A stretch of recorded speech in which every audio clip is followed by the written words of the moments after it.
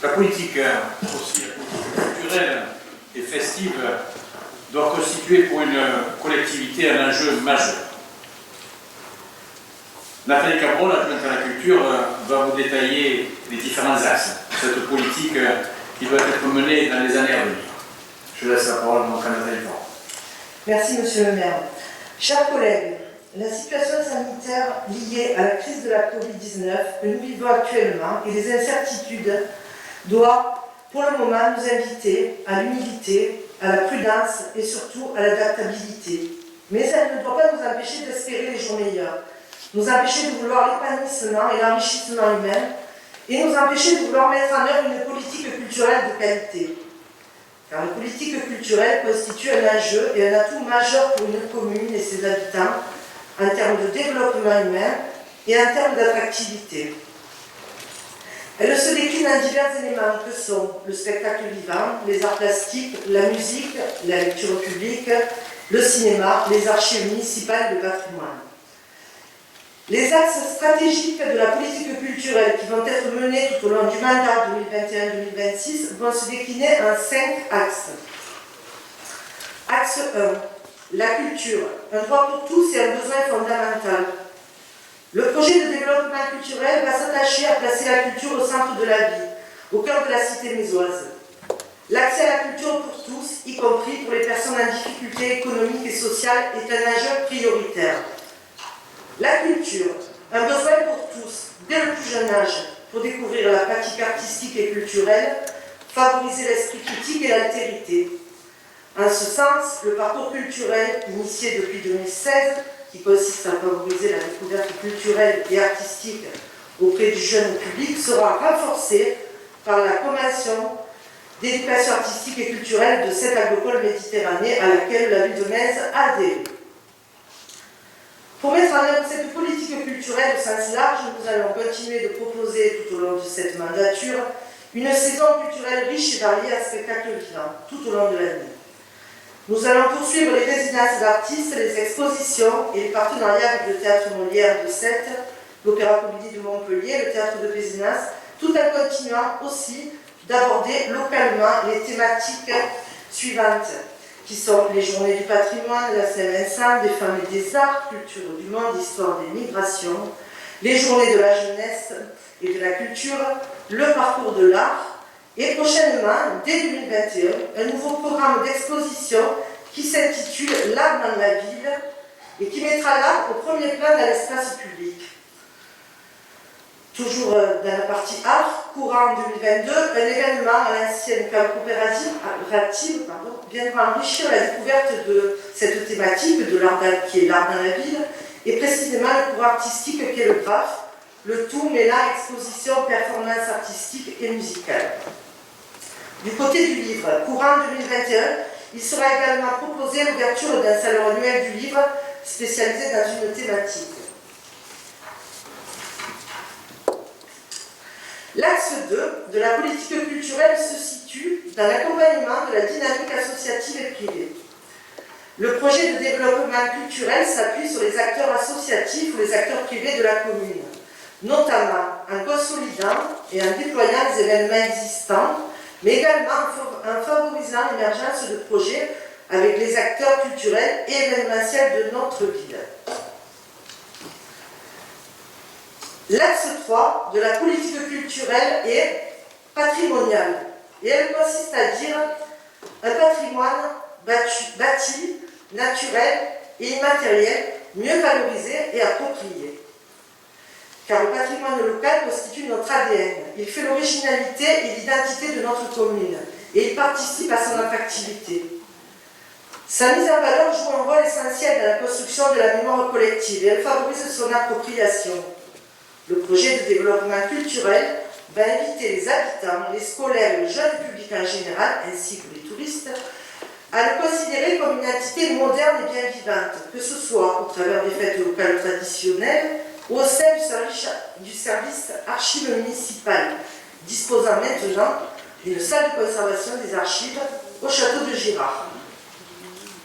Dans ce sens, dans la continuité de cette politique patrimoniale, les travaux à l'étage de l'aile droite du château de Girard permettront de créer une salle des arts et traditions populaires qui pourra accueillir et mettre en lumière le patrimoine mésois, ouvrier, maritime, les sports traditionnels, le folklore et les animaux totémiques. Et comme le patrimoine local se conjugue aussi avec festivité, un nouvel événement festif et populaire sera proposé. Une fête du port et des traditions maritimes, regroupant également la fête du boulet de chou et la fête de la Saint-Pierre. L'axe 4 constitue la culture doc. Dans l'objectif de faire adopter un plan d'action et de valorisation de la culture doc dans notre commune et de rendre cette culture plus vivante, plus accessible au public et aux jeunes publics, un comité de pilotage va être créé courant le premier trimestre de 2021 et regroupera les acteurs de la culture doc que sont l'école Calandreta, le Cercle Occitan, la Fédération totémique, la présidente de la Fédération 34 des Calandreta, le président de la Confédération Calandreta, le professeur d'Occitan du Collège Jean Jaurès. Dans la suite de ce plan d'action et de valorisation de la culture doc, le service culturel organisera dès 2022 le Carnaval Occitan et un événement autour des fêtes traditionnelles telles que les fêtes calendaires avec le solstice d'été et les feux de la Saint-Jean. Dernier axe, axe 5 de la politique culturelle sera un projet ouvert et participatif.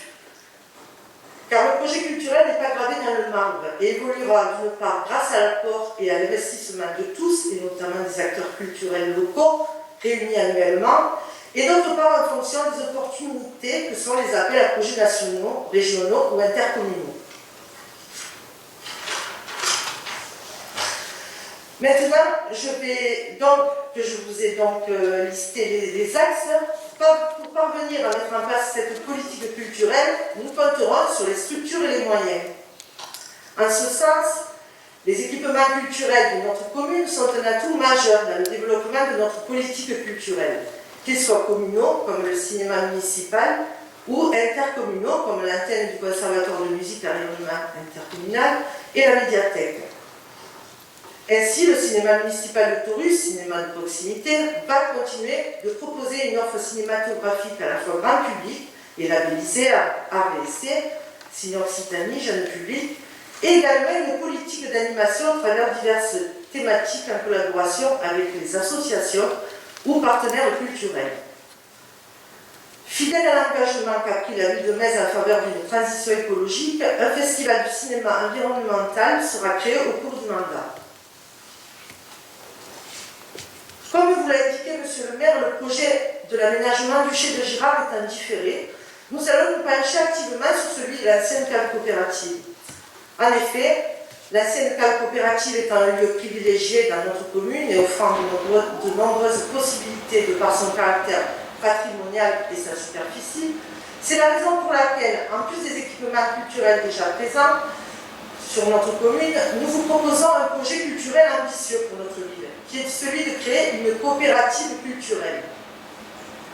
Avec l'appui du plan de relance de l'État, l'appui de cette agropole, de la région Occitanie, mais aussi de la DRAC et le département, cette coopérative culturelle pourra regrouper dans un premier temps la médiathèque, l'antenne de Metz du CRI, ensuite une annexe du tiers-lieu La Palanquée de Sète, une microfolie, et pourra devenir également un lieu d'accueil du spectacle vivant, un lieu de concert, de création artistique et culturelle et de projets émergents en collaboration avec des partenaires culturels associatifs et des partenaires financiers que sont les institutions. Un comité de pilotage sera créé très prochainement afin de poser les bases de ce projet et de le proposer à nos partenaires institutionnels. Pour terminer ce chapitre, une politique culturelle est également menée grâce aux moyens, et en l'occurrence des moyens humains et financiers. Les services de la ville de Metz, que sont le service culture événementiel, le service archives municipales et patrimoine, mais aussi le service intercommunal de la culture, les partenaires institutionnels, tout cela associé aux partenaires associatifs locaux et extérieurs, constitue des compétences, des formidables énergies et des collaborations financières indispensables qui font que la ville de Metz continuera de mener une politique culturelle au sens large, une politique culturelle ambitieuse qui se veut en même temps accessible à tous et en direction de tous les publics. Enfin, pour terminer cette déclaration de politique culturelle générale, il est devenu opportun d'associer ce que l'on nomme les festivités, parce que ce sont également des moments importants pour les habitants de notre commune et parce qu'ils participent aussi à son attractivité tout au long de l'année.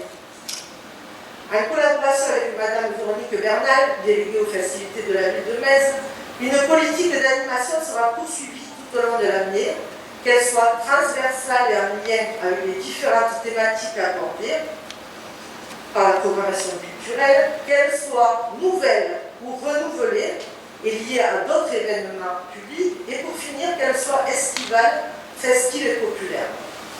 En ce sens, nous poursuivrons bien évidemment les grandes fêtes chères au cœur des Mésoises et des Mésois, que sont le Corso, la fête de Metz, et nous y ajouterons une nouvelle fête que je vous ai déjà citée, qui est la fête du port. Ensuite, il y aura aussi un événement qui s'intitule La nature en fête et qui sera proposé au parc du Sesquier et regroupera un ensemble de propositions en direction des publics. Un programme d'animation sous forme de soirée en direction de tous les publics sera également proposé de façon régulière tout au long de l'année. Pour terminer, le souhait de Mme Bernal étant de vouloir partager au mieux les festivités avec les habitants, une réflexion va être engagée auprès des acteurs du domaine des festivités de notre ville afin de concrétiser la création d'un comité des fêtes. Voilà, je vous remercie de m'avoir écouté. Merci, Mme Carole.